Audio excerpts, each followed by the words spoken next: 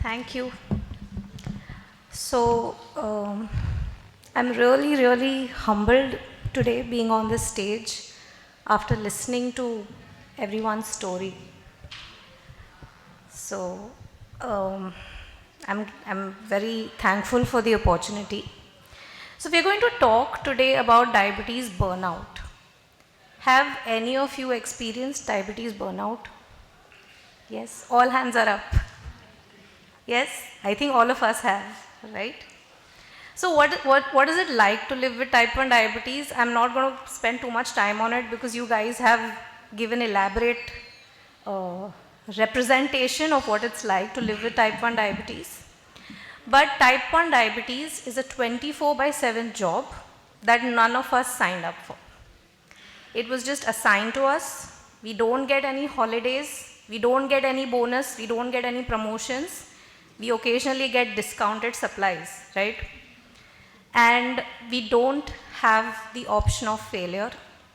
And even if we do fail, we have to rise up like how Sumit did. Recently, I had gone on a vacation with a friend of mine, and we were going to go to the pool. And I started doing everything. I detached the pump, I checked the sugar, I said, oh, should I take some food? And my friend just casually remarked that, this is like a disability, right? I said, yeah, it is. And nobody can see it. And a lot of us are now talking about it. I've seen some social media reels about how type 1 diabetes actually is an invisible disability. Nobody can see what your disability is. And it's very hard to imagine unless you're living with it or you're living with someone who's close to, So what does living with type 1 diabetes involve? Let's see what the day would look like. You count your carbs, you balance your food, you check your sugars, you take injections, you calculate meal boluses, you calculate corrections, you check sugar again, you prevent low blood sugar, prevent high blood sugar, you exercise, you take insulin, you do side rotation, you check if your TIR is right, you check if your blood sugar pattern is right, you try to adjust your doses to get the right pattern. And this is just diabetes. You still have to do the other things that everybody else does. And I think this has already been elaborated. So it is natural to face burnout because even without diabetes, people face burnout. It's a very big thing nowadays. So diabetes is actually, the burnout is actually a spectrum. So it's burnout, distress, diabetes related depression.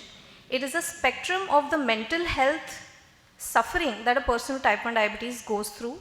Burnout does not necessarily mean that a person is in depression or that person has very high levels of diabetes distress. It definitely increases your risk of going towards depression or distress. So burnout very simply is a state of emotional and physical exhaustion. It occurs when you're overwhelmed with managing your diabetes, and it generally leads to neglecting diabetes care and ultimately may lead to increased risk of complications. I think Savita ma'am said it, that it is worse for the parents because all fingers are pointing at them.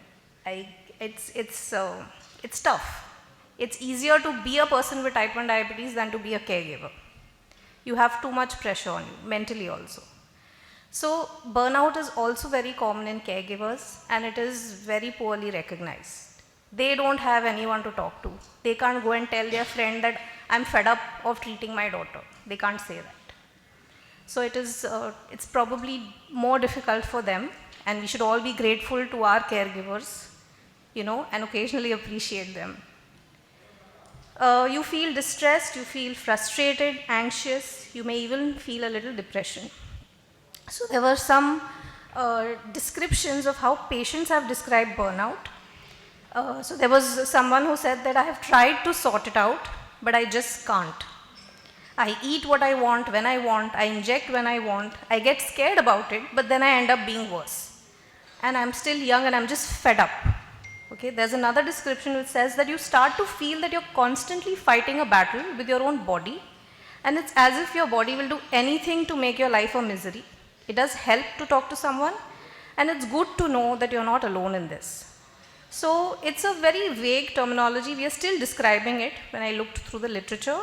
So these were a few answers that I found. So how do you feel if you feel burnt out? You might feel frustrated and angry. You just want to get rid of the diabetes. You feel disillusioned, like you can't win. Diabetes is controlling my life. You worry about the diabetes, but you don't seem to do anything about it. You don't know where to start or what to think. You feel alone with your diabetes, and you do things like skipping injections or not checking your sugars, which you know are not right, but you will still do it. I mean, we've all done things which are not right, and we still do it knowing them, like breaking the signal, very common. So how would one recognize diabetes burnout?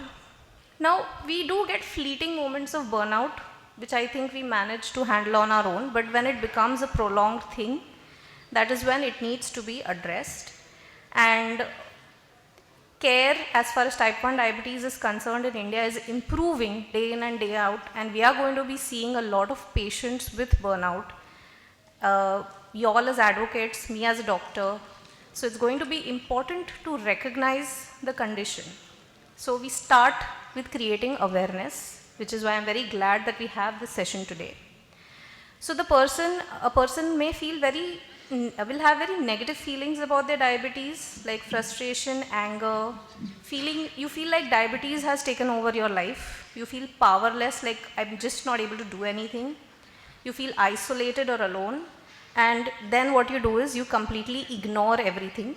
You don't check, you inject because you're supposed to live, otherwise you'll land up in the hospital. And then you just behave like you don't have diabetes. Okay? So you don't check sugars, and as we all said. And one thing is that you detach. You detach yourself from your family. Sometimes you detach from the people who are going to help you. Because you probably are not ready to come out of it, or you're still coming to terms with it. So detachment can be a little dangerous, and if you do get detached occasionally, it's very important to reconnect. So there are very specific triggers for burnout, and all of you have mentioned it. Rejection by society, stigmatization by people. But what I've seen very commonly is that when some other part of your life goes wrong, so if you're passed up for a promotion, or you didn't get the appraisal you want, or you get rejected by a girlfriend or boyfriend or their parents, or you undergo some major life transitions, like you shift from school to hostel, you shift from student life to professional life. So these are the periods when you are at very high risk of developing distress because your mind is affected. And I always believe that even though diabetes is all about sugar, the management is all about your mind. We always talk about how you should gain knowledge.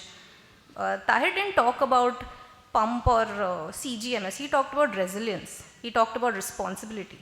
So type 1 diabetes is about the mind, and your mental health is probably the most important if you want to live happily, healthily, and thrive with type 1 diabetes. And mental health in India is the most neglected healthcare aspect. And that is why we are not seeing, we are seeing it now, but that is why we faced years of people who are struggling with type 1 diabetes, because they were not given good mental health care. So when we talk about prevention or we talk about treatment, I think the answer is simple: community support, talk, create awareness. If somebody is feeling a burnout, they have to know that it is okay to feel like that. You are not a failure just because you don't want to care for your diabetes. It is absolutely fine. And it is okay, we always talk about positivity, but sometimes I think it is okay to be negative. It is okay to have negative feelings for your diabetes. It's okay to not want to take your sugar. It's okay to want to have a French fry or a cheesecake. It's very famous in Ahmedabad, I've heard. So it's okay to, indulge. It's okay to not want to meet your type 1 friends because they are advising you on how to live your life, that's fine. And that is what should be conveyed to everyone. You are feeling a burnout, you come, you talk to us, we will not judge you. And maybe that will just cure the condition. That's it. So seeking help, seeking support group, having a diet buddy who you can crib to, vent out to is very important. And these are pictures of my diet buddies.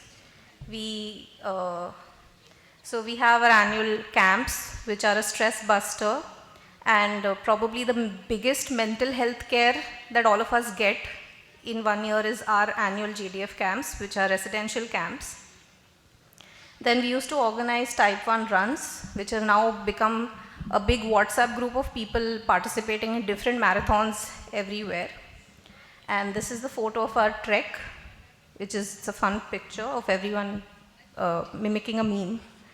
So I think it's very important to have friends with type 1 diabetes, and it is more important to know that that friend with type 1 diabetes also does cheating the way you do. So I think, so there are a lot of memes going around on social media which says that couples who do unhealthy activities together feel closer than couples who do healthy activities together. So I think probably somewhere it applies to friends also, you know. So very simple tips is something that I tell a lot of my patients, and something that I follow is that when you work in a corporate, I'm sure all of you all have some exposure. They have SOPs, they have operations manager. So what they want is, they want daily things to become a routine so that you don't have to think about it. So I always tell that your type 1 diabetes related tasks should become a routine. It should become a way of life that you don't think about. So you wake up in your morning, you check your sugar, you brush your teeth, you make your coffee, you take your insulin, you have your breakfast, go for a bath, you know, then you go to work or clinic or whatever. It's lunchtime, you check your sugar, you take your insulin, you have lunch. So you don't have to think about it. It becomes a routine for you. It's something that you're doing day in and day out. The way you eat, the way you bathe, the way you brush your teeth, that is how your type 1 tasks should be. And if it becomes a part of your life, then you'll always be in harmony. It's not that you're not going to face challenges. It's not that you're not going to face distress or burnout. But it will make your life maybe a 30% or a 40% easier. Because if every time you're going to think about it, so I don't know, if people who have kids will know how your child keeps thinking about things and you keep telling them, do it, do it, do it, and they just say, I'll do it later, I'll do it later. So if you think about it, it becomes a task. But if you just do it, it's just done. It's not a task anymore. So it's a way of life. And very important is that if you want help, please ask for help. It's very, very important. And you're not a failure if you ask for help. You are not, there's no stigma associated with it. There is no judgment. If you want help, there are so many people here I can see who are ready to help. Please ask for help. Thank you.